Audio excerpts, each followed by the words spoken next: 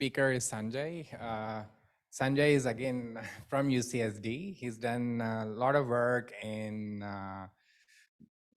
in machine learning, computational learning theories. It's kind of foundational work in learning mixture models and many other things. And today I'll talk about evaluating faithfulness in machine learning models. Okay, thank you. Yeah, so I'm going to be talking about sort of explainable AI. And the backdrop over here is that machine learning classifiers are increasingly being used to make predictions that can have important effects on people's lives. For example, predicting whether somebody is susceptible to a particular disease, or predicting whether somebody is probably not going to repay their loan, or predicting whether somebody is suitable for a job. So given the importance of these kinds of predictions, I think it's essential to have classifiers that are transparent, so that their logic is something that we can check to make sure that it makes sense, and possibly even to contest in court if need be. So in terms of interpretable classification, I sort of think of there being two routes, the high road and the low road. The high road is to use models that are just inherently understandable to humans. And this would include, for example, decision trees, provided they aren't too large. Okay? The low road is to use models that are inscrutable. For example, maybe random forests, or perhaps even worse, neural nets, but to then subsequently add on a post hoc explanation system. And there's now a whole cottage industry of these post hoc explanation systems with names like Lime and Anchors and so on. And roughly speaking, what a lot of them do is that they don't try and explain the entire model. That's just too complicated. Instead, they explain individual predictions. And the way they do it typically is to say that, well, let's look at this particular instance.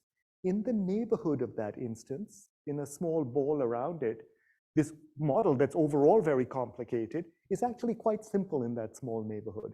And in fact, can be captured by a small decision tree, for example. Okay, so that's the way a lot of these go. By the model, I mean the ball. Oh, the ball, yes. The ball is just a small region around the instance. The instance of the input data or the prediction or what? Oh, sorry, yes, the input instance. Thank you. Yes. So the overall picture is something like this. You start off with some sort of black box classifier that takes somebody's loan application and then says something like deny loan. And that's really bad because you have no idea why this prediction was made. But now you also have this explanation system, which could also be a black box. And the explanation system outputs something like, oh, here's the reason. Their credit score is less than 700, their age is more than 60, and they live in California. So this seems like it's helped. It seems like things are better. But one has to wonder, this explanation system is also a black box. Could it be that these explanations have just been cooked up to sound good to us? Is there really can we be sure that they faithfully capture the logic of the original classifier? Okay, so we would like to create tools that can measure this sort of thing. So that's what I'll be talking about. So the first thing is to formalize the notion of an explanation system. So we think of it as having two components. There's the prediction function, which is a classifier. It's a map f from x to y. And then there's this post hoc explanation system, which is a function e that takes an instance and then outputs this explanation. Okay, so there are actually three spaces we're working with. Traditionally, we have the input space and the label space, but now there's also a space of explanations. Okay, so for example, let's say that what our predictor is doing is taking an image of a natural scene and labeling what its biome is. Is it desert? Is it savanna? Is it rainforest, etc. Okay. So in that case, X are images, Y are biomes. And let's say that for a particular image X, it predicts savanna. And the explanation it gives is, oh, this picture contains a zebra. Okay, so that's the explanation. That's the explanation function. And in this case, the space of explanations is really just a set of telltale flora and fauna. Wouldn't the explanation function also, shouldn't it also take y as input, like the level, and then try to explain? The explanation function will typically be in cahoots with the prediction function. So it see. knows everything about the prediction function. It can Okay. take that, right? So the question is that given these two functions, is there a way to check whether the explanations are actually faithful to the predictions that are being made?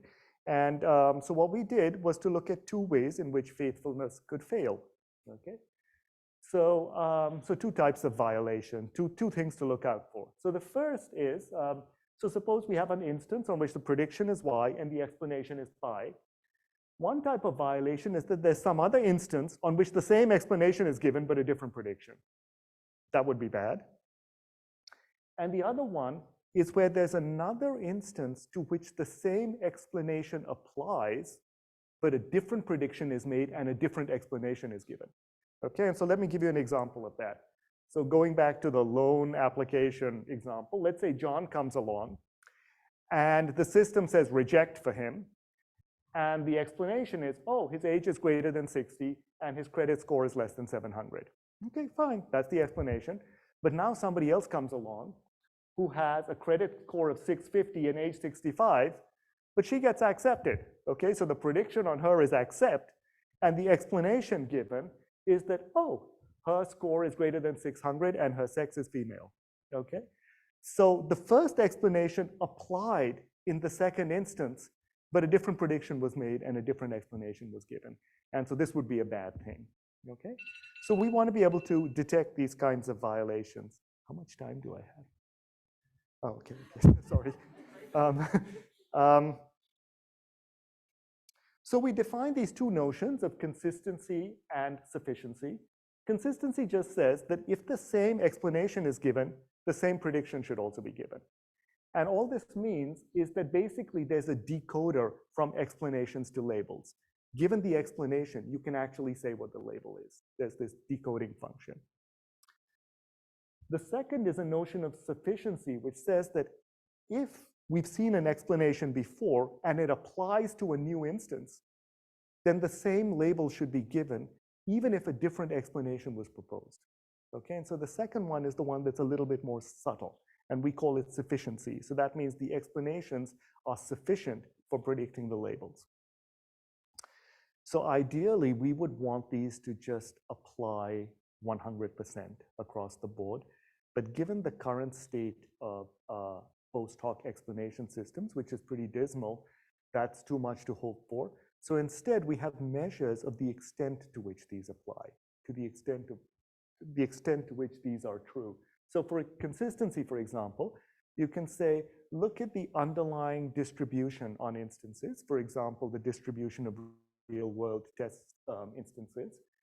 And for a random instance and a random second instance for which the same explanation is given, what is the probability that they have the same label? And if this is 1, then you have perfect decodability. And if it's close to 1, then you can get a pretty good decoder from explanations to labels. And then we have something similar for sufficiency. Okay, so what can you do with this? So we looked at two things. First, we could use it to just as another lens onto current explanation systems. And the second is to come up with statistical estimators of these things. Okay, so in terms of common explanation systems, we sort of think of them in 3 categories. One of them is explicitly scoped rules, where an explanation is just a region of the instance space. That's it, simple explanation. The second is feature importance that identifies some important features. And the third is an example-based explanation, where you just say, oh, this has this label because it's like this other instance. So in terms of explicitly scoped rules, we looked at decision trees and the anchors method. So decision trees, for example, let me tell you how this works. You start with some sort of inscrutable classifier. You pass lots of instances through it, so you generate a large number of XY pairs, and then you fit a decision tree to these XY pairs. And the explanations you give for a new instance are the root to leaf path in the decision tree. So the conjunction of all the features along that path, and that's the explanation. So for that system, what we call consistency is the same as sufficiency, and it's exactly the accuracy of the tree in fitting that classifier.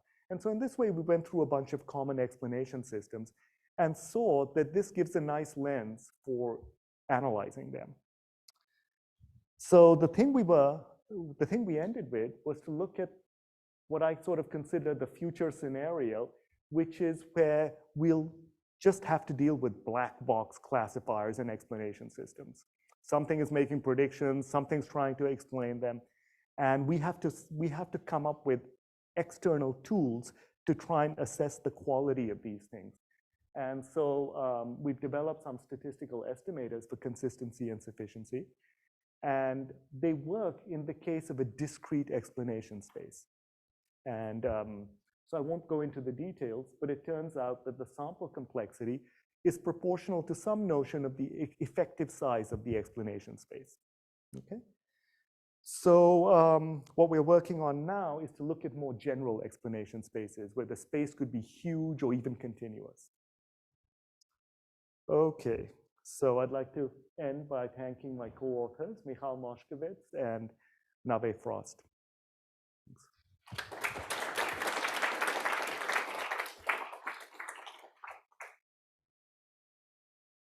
Thanks, Sanjay. Any questions?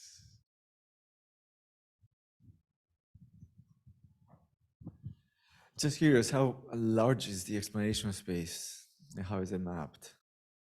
So because there's many possibilities there in terms of rules. So you have a particular system of characterizing what specific rules you give for the explanations. Right, so the size of the explanation space depends on the particular explanation method. So for example, in the decision tree method, it's the number of leaves of the tree. It's the number of different explanations that could be generated. So that might grow exponentially with the feature, with the number of features. It could easily be exponential, and in fact, in general, it could be arbitrary text explanations. So in that case, I think it would be interesting to think of explanations in some vector space and basically topologize the space in some way.